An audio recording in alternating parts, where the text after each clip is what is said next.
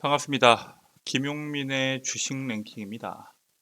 저희 주식 랭킹에서는 개인 투자자분들께서 증시 현 시점 반드시 주목하셔야 되는 내용과 그에 따른 수혜 종목군들에 대해서 자세히 설명드리고 있습니다. 오늘 영상도 시청해 주셔서 정말 감사드리고요. 본격적으로 오늘의 영상 시청하시기 전에 영상 하단부에 있는 구독 버튼, 그 옆에 있는 좋아요 버튼 한 번씩만 누르시고 영상 시청해 주시면 정말 감사드리겠습니다. 자, 그리고 저희 주식 랭킹 채널을 시청해 주시는 모든 투자자분들을 위해서 제가 직접 투자에 도움이 될 수 있는 내용들을 리포트로 정리해서 여러분들께 제공해 드리고 있습니다. 앞으로의 시장에서 주목받을 수 있는 내용들부터 그에 따른 수혜 종목군들까지 자세하게 정리된 리포트를 제공해 드리고 있으니까 해당 내용도 꼭 참고하셔서 투자에 도움이 되시길 바라겠습니다. 자, 그럼 바로 오늘의 본 내용으로 넘어와서 오늘 여러분들께 말씀드릴 기업은 2차 전지 기업입니다. 특히나 이 기업이 지금 가지고 있는 모멘텀이 워낙 명확하기 때문에 지금 시점에서 여러분들이 반드시 주목하실 필요가 있고요. 오늘은 이 기업이 어떤 기업인지, 왜 이 기업을 주목해야 되는지에 대해서 자세하게 설명을 드리도록 하겠습니다.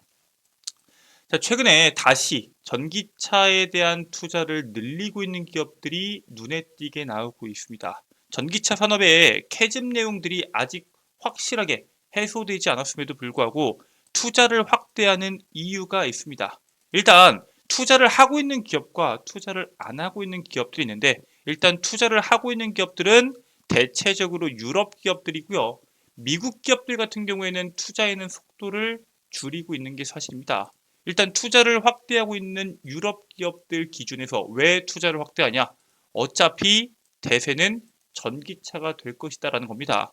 2022년도부터 시동을 걸어왔던 전기차 캐즘이 벌써 3년째 이어지고 있습니다. 그런데 글로벌 자동차 업계들은 연구개발과 투자에 집중을 하고 있죠. 시장 조사기관 S&E 리서치에 따르면 당장 내년 2025년도에는 전기차 판매량이 무려 1,700만 대를 기록할 것으로 보고 있고요. 10년 뒤인 2035년도에는 7,200만 대를 판매할 것으로 예측을 하고 있습니다. 1년에 자동차 판매량이 지금 약 9천만 대 정도 나오죠. 우리가 알고 있는 도요타라던가 혹은 폭스바겐이 900만 대에서 1000만 대씩 나오고 대다수의 완성차 업체들이 700만 대에서 500만 대 사이 정도의 판매량이 나옵니다. 우리가 잘 나간다고 알고 있는 기업들이, 즉 결국에는 9천만 대 중에서 7천만 대 정도가 전기차로 전환될 것으로 보고 있기 때문에 지금 당장 성장률이 둔화가 된다고 해도 어차피 전기차가 대세가 될 것이다 라는 판단을 가지고 있습니다. 전동화에 미온적이었던 일본 완성차 기업들까지 전기차 투자를 확대하고 있기 때문에 사실상 전기차에 대한 경쟁이 굉장히 치열할 것이다라고 보고 있습니다.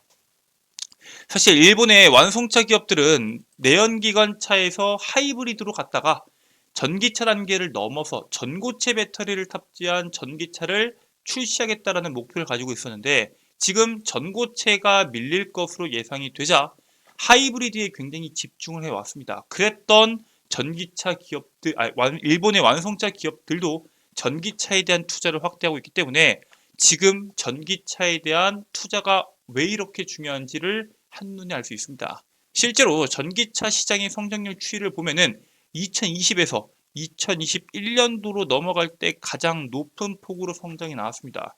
물론 22년과 23년도를 넘어오면서 성장률 자체가 상당히 둔화가 되긴 했지만 2018년도부터 2023년도까지를 비교해서 봤을 때 연 평균 성장률이 43% 정도가 나오고요. 이 정도의 성장률이 나오는 산업이 솔직히 손에 꼽을 정도입니다.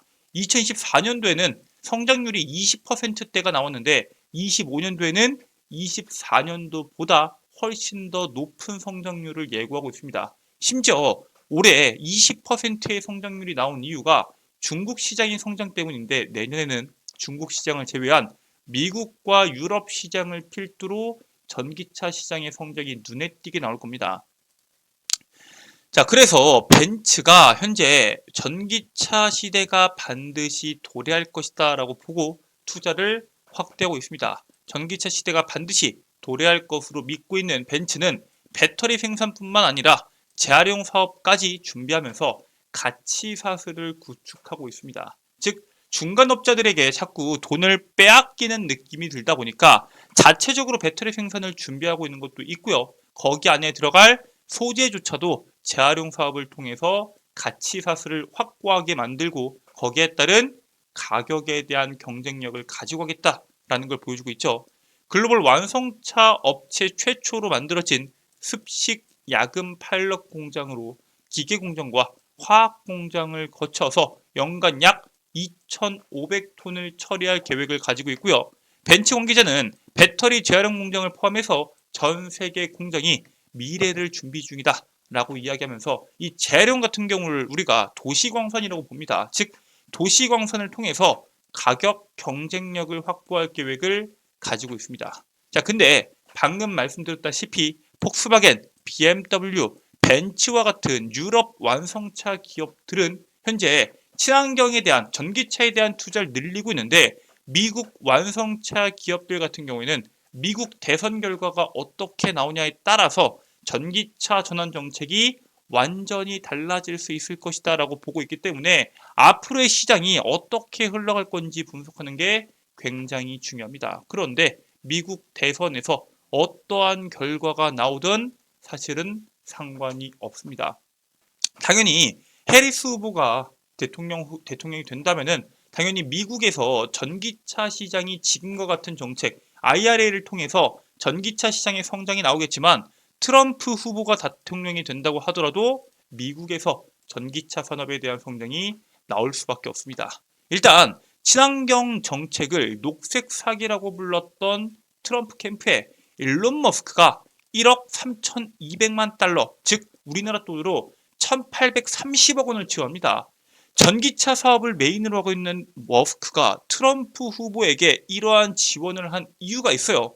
트럼프 후보는 대선에서 승리하게 되면은 예산 낭비를 감시하고 불필요한 규제를 없애는 정부 효율 위원회를 만들고 머스크에게 이 위원회를 맡길 것이다 라고 약속을 합니다. 그래서 만약에 트럼프가 당선이 되고 이 위원회를 만들어서 머스크에게 맡기게 될 경우에는 테슬라의 자율주행 사업은 한층 탄력을 더 받을 것으로 전망이 됩니다. 그리고 테슬라의 이 자율주행 기술 같은 경우에는 사실 주단위 미국의 자율주행 면허 권한을 가져가야 되는데 연방정부로 이 면허 권한이 단일화될 경우에는 테슬라의 로보택시 현재 준비하고 있는 이 승인 절차가 대폭 감소가 될 수밖에 없고요. 테슬라의 로보택시가 전국적으로 퍼지게 되면은 거기에서 확보된 자율주행 기술을 토대로 테슬라 전기차에 대한 강점이 다시 한 번 더 부각이 될 겁니다. 이게 자율주행에 대한 시장이 커지면 커질수록 내연기관차보다 전기차 분야가 더 빠르게 상용화가 될 수밖에 없습니다. 일단 자율주행 자체가 가지고 있는 강점이 왜 전기차에서 훨씬 더 유리하냐. 전기차 같은 경우에는 전자제어 장치와 소프트웨어가 차량 시스템과 더 깊이 통합되어 있기 때문에 다양한 센서, 즉 자율주행에 필요한 카메라나 라이다 같은 부품과 통합하기에 훨씬 더 용이합니다. 내연기관차 같은 경우는 훨씬 더 복잡하죠. 그렇기 때문에 전기차가 훨씬 더 유리하고요. 자율주행 같은 경우에는 전력에 대한 사용량이 많을 수밖에 없습니다. 그런데 전기차 같은 경우에는 대용량 배터리를 사용할 수 있기 때문에 전력 공급이 훨씬 더 용이할 수밖에 없고요. 전기차는 설계 초기 단계부터 디지털 플랫폼을 중심으로 설계를 했습니다. 그래서 이 OTA 업데이트를 통해서 소프트웨어를 유연하게 개선할 수 있는데 이 부분에서도 전기차가 내연기관차보다 훨씬 더 유용합니다. 앞으로의 시장에서 로봇부터 드론까지 전기차까지 많은 분야에서 자율주행이 접목될 경우에는 내연기관차보다는 전기차가 훨씬 더 효율적일 수밖에 없고요. 당연히 이 전기차에 대한 강점들, 특히 우리나라에서는 자율주행에 대한 강점이 비교적 덜할 수도 있겠지만 미국이나 땅덩어리가 큰 국가에서는 자율주행 자체가 가지고 있는 강점이 굉장히 큽니다. 미국 같은 경우에는 직진 100km, 그 다음에 우회전에서 50km, 즉 우리나라보다 한 주를 이동하는데 걸리는 거리 자체가 굉장히 크기 때문에 자율주행을 원하는 소비자에 대한 니즈가 우리나라와는 비교도 할 수 없을 정도로 큽니다. 즉 그만큼 자율주행에 대한 개발이 전기차에 대한 시대를 앞당길 수 있다 정도로 보시면 될 것 같습니다. 자, 그런데 이런 식으로 전기차에 대한 시대가 다가올 때 우리가 주목해야 되는 배터리, 우리나라 같은 경우에는 완성차 같은 경우에는 현대차, 기아가 있겠지만 사실 그 기업들을 제외하고 가져갈 수 있는 강점이 많이 없기 때문에 배터리에 대해서 좀 주목해 볼 필요가 있는데, 그 배터리 중에서도 가장 주목해야 되는 폼팩터는 바로 원통형입니다. 각형, 파우치형, 원통형 등 배터리 폼팩터에 대한 전쟁의 승기가 원통형으로 기울면서 중요성들이 다시 한 번 더 부각되고 있습니다. 이게 파우치형으로 한번 기울었던 이유가 뭐예요? 전기차에 대한 중요도 자체가 한번 충전했을 때 오래 멀리 갈 수 있는 게 핵심이었기 때문입니다. 그런데 그 주요 과제가 에너지 밀도에서 가격 낮추기 그리고 안전성을 높이기로 변화가 되면서 다시 한 번 더 원통형 배터리에 대한 중요성이 커집니다. 일단 원통형 배터리 같은 경우에는 우리가 46파이라고 부르죠. 물론 4690, 4680 이 폼팩터에 대한 변화가 조금은 있을 수 있겠지만 이 파우치형이나 각형처럼 완전 브랜드별로 맞춤형으로 만드는 게 아니라 정해진 규격을 막 찍어내기 때문에 대량 생산이 가능하다라는 이점을 가지고 있고요. 대량 생산이 된다는 것은 가격 경쟁력을 높일 수 있다는 강점이 됩니다. 그리고 맞춤형이 아니기 때문에 재고에 대한 압력이 적을 수밖에 없습니다. 예를 들어서 LG 에너지 솔루션에서 포드용 배터리를 만들면은 포드가 아닌 혹은 또 다른 기업들, 다른 기업들에 대한 테슬라에 대한 배터리로 사용하기가 어렵습니다. 하지만 원통형 배터리 같은 경우에는 정해진 규격 4680 배터리를 양쪽에서 모두 다 사용하게 되면은 얘네한테 만들고 남은 것들을 또 다른 포드 혹은 또 다른 GM에게 판매할 수 있다는 강점을 가지고 있습니다. 그리고 열 폭주에 대한 문제가 심각한 지금 이 원통형 배터리 같은 경우에는 배터리 셀 하나당에 대한 크기가 작기 때문에 불에 대한 크기가 좀 더 작고요. 빈 공간이 많기 때문에 다른 배터리 대비해서 열 확산이 더디기 때문에 사실 가장 큰 문제가 에너지 밀도에 대한 문제를 제외하면은 모든 문제가 해결되는 거였는데, 이번에 2180에 대해서 4680으로 넘어가게 되면서 2170에서 4680으로 배터리가 밀도 문제가 해결이 되면서 다시 한 번 더 원통형 배터리에 대한 중요성들이 재부각받고 있습니다. 특히나 이번 테슬라에 대한 실적 이슈가 다시 한 번 더 원통형 배터리에 대한 강점으로 주목받고 있습니다. 이번에 테슬라가 3분기 깜짝 실적을 발표했는데, 그런 테슬라로 인해서 46파이 배터리에 대한 확산세가 본격적으로 나올 것으로 보고 있습니다. 3분기에 사이버 트럭 같은 경우에는 미국에서만 16,000대 이상 판매가 되면서 전기차 단일 모델로 봤을 때 모델 Y, 모델 3에 이어서 3위에 등극하게 됩니다. 일론 머스크는 연내 LG 에너지 솔루션보다 생산 비용을 낮추지 못하면은 4680 배터리 사업을 접겠다라고 말하면서 원가 절감에 굉장히 진심이었는데, 사실 이 4680 배터리에 대한 가장 큰 문제가 수율에 대한 문제였습니다. 즉 테슬라 같은 기업들, 완성차 기업들이 배터리를 만들면서 완성차까지 만들기가 쉽지가 않고, 그렇기 때문에 지금까지 계속해서 이 수율에 대한 문제가 발목을 잡다 보니까 결국에는 배터리 기업들, LG 에너지 솔루션이나 파나소닉 같은 기업들이 낙수 효과를 받을 수밖에 없고요. 최근에 LG 엔솔이 벤츠나 포드 등과 46파이 배터리 공급 계약을 체결한 만큼 연말부터 생산을 준비하고 있는 LG 에너지 솔루션의 46파이 배터리를 필두로 본격적으로 이슈가 주목받을 수밖에 없는 상황입니다. 자, 그래서 국내 기업들, 대표적인 기업들 배터리 3사가 원통형 배터리 개발이 어디까지 왔나를 주목해 봐야 되는데, 일단 올해 1월에 SK온에서는 CES에서 46파이 배터리 개발을 공식화하면서 SK온은 이석희 대표가 직접 태스크포스 팀을 이끌면서 개발을 하고 있습니다. 사실 SK온이 가장 느리기 때문에 이 46파이 배터리 관련된 이슈를 볼 때 SK온과 연결된 이슈는 가장 후순위로 보실 필요가 있습니다. 삼성 SDI 같은 경우에는 2026년도에 양산을 목표로 했는데 이 46파이 배터리에 대한 양산 시점을 2026년도에서 2025년도로 앞당깁니다. 중요성이 높아지기 때문에 개발의 속도를 내고 있고요. 현재 BMW와 리비안 등과 거래를 기대하고 있습니다. 그리고 가장 메인은 LG 에너지 솔루션으로 4680 배터리 양산이 마무리 단계에 들어갔습니다. 이번 4분기에 샘플 양산을 통해서 주요 고객사들과 공급 일정을 조율 중에 있고요. 사실 4680 배터리, 46파이 배터리, 원통형 배터리 부분야에서 LG 에너지 솔루션보다 앞서 있는 국내 배터리 기업이 없기 때문에 우리가 원통형 배터리를 투자한다고 했을 때 반드시 LG 에너지 솔루션과 엮여 있는 기업을 보실 필요가 있습니다. 필수 성장 산업인 전기차 산업의 핵심 배터리 폼팩터인 원통형 배터리가 성장함에 따라서 수혜를 받을 수 있는 기업에 대해서 말씀을 드리려고 하는데 그 기업이 바로 TCC 스틸입니다. 일단 원통형 배터리의 캔에 원재료로 사용되는 니켈 도금 강판을 사용하는 회사고요. 원래 이제 7만 톤 정도를 사용하려고 했는데 지금 그 생산 규모 20만 톤까지 늘어날 정도로 수요가 굉장히 급증하고 있습니다.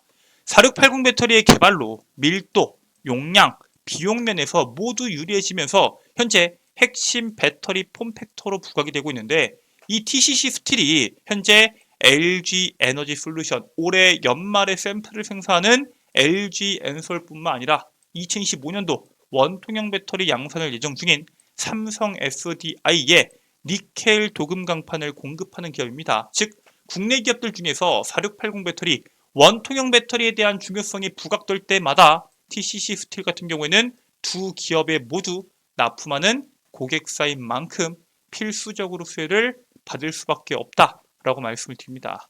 해당 기업이 본격적으로 4분기 이번 이 샘플 양산이 시작되면서 주목받기 전에 여러분들께서 미리 투자하셔서 투자에 도움이 되시길 바라겠습니다. 자, 이렇게 오늘 여러분들께 2차전지 기업의 중요성에 대해서 먼저 말씀을 드렸고요. 해당 내용 말고도 제가 직접 만든 리포트 여러분들께 제공해 드리고 있다라고 말씀을 드렸는데 해당 리포트 다운로드 받는 방법에 대해서도 지금부터 설명드리도록 하겠습니다. 제가 직접 여러분들께서 다운로드 받으실 수 있도록 영상 하단부에 더보기란을 보시면은 김용민 대표의 텔레그램 링크가 있습니다. 해당 링크를 클릭하셔서 텔레그램에 접속하게 되시면은 상단부에 고정된 메시지로 2014년도 하반기 핵심 자료집 PDF 파일을 다운로드 받으실 수 있도록 업로드 시켜놨고요. 100% 무료로 여러분들께 영구 소장하실 수 있도록 자료집을 제공해 드리고 있습니다. 해당 자료집 말고도 해당 텔레그램 안에서 여러분들께 다양한 정보를 제공해 드리고 있으니까 꼭 들어오셔서 자료집뿐만 아니라 다양한 이슈에 대해서도 체크하시길 바라겠습니다. 자, 오늘 준비된 내용은 여기까지입니다. 오늘 영상 끝까지 시청해 주셔서 정말 감사드리고요. 저는 다음 영상에서 여러분들께 더 도움되는 내용으로 돌아오도록 하겠습니다. 끝까지 시청해 주셔서 감사합니다.